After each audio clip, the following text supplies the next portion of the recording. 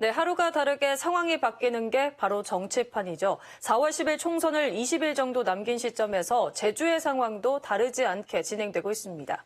JIBS를 비롯한 언론 4사의 여론조사에서도 이런 상황이 반영됐는데요. JIBS 취재기자와 함께 이번 2차 여론조사 결과에 대해 이야기 나눠보겠습니다. 하창훈 기자. 우선 한 개씩 짚어보죠. 제주시갑 지역 결과가 어떻게 나왔습니까? 네, 일단 제주시갑은 여론조사 전과 후에 많은 변수가 있었습니다. 여론조사 전에는 여야 모두 공천 과정에서 논란이 있었고요. 여론조사 발표 후에는 김영진 예비후보가 결국 출마를 포기하면서 사실상 여야 양자 구도 대결로 굳혀졌습니다. 일단 오늘부터 후보 등록이 시작됐기 때문에 호칭은 후보로 칭하도록 하겠습니다. 여론조사 결과를 보면요. 문대림 후보 56.7, 고광철 후보 22.7%의 지지도를 나타냈습니다.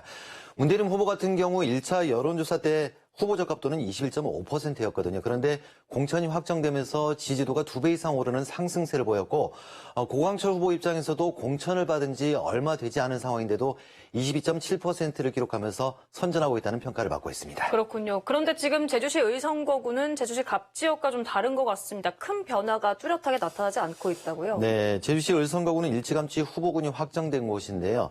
김한규 후보 57.5, 김승욱 후보 28.1, 강순하 후보 3.2%를 보였습니다. 현재로서는 다른 선거구와 달리 특별한 논란거리도 없는 곳이기도 하고 네. 그래서인지 김승욱, 강순하 후보가 어느 정도 득표율을 끌어올릴지가 관심사로 꼽히고 있습니다. 서귀포시 선거구는 후보 간 경쟁이 치열하다고 들었습니다. 네, 서귀포시 선거구 같은 경우에는 1차 여론조사 결과가 주목을 받았던 이유가 현역의 우세 속에 정당 지지도는 국민의힘이 조금 높게 나타났다는 것이었습니다. 그래서 국민의힘 후보가 결정되면 아주 치열한 선거전이 될 것이라는 전망이 나왔는데 실제 이번 여론조사에선 이런 전망이 어느 정도 반영됐다는 얘기가 나오고 있습니다.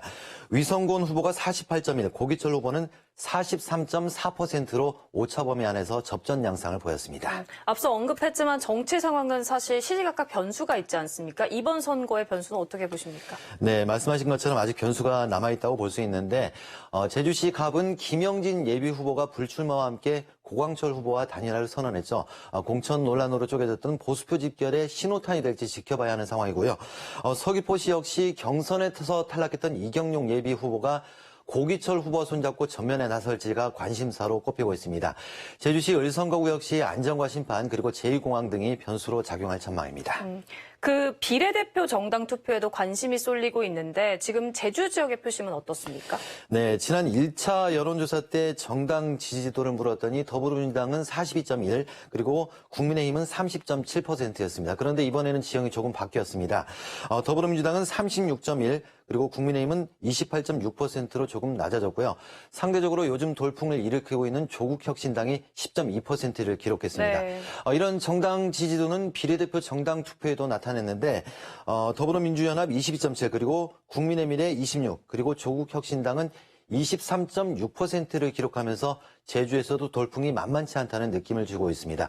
어찌됐든 정치는 생물이란 말 있지 않습니까? 상황이 언제든 바뀔 수 있고 또 어떻게든 변화할 수 있기 때문에 단정하기 어렵다는 뜻인데 이번 선거 양상도 끝까지 지켜봐야 할 것 같습니다. 네, 알겠습니다. 오늘 말씀은 여기까지 듣겠습니다. 네.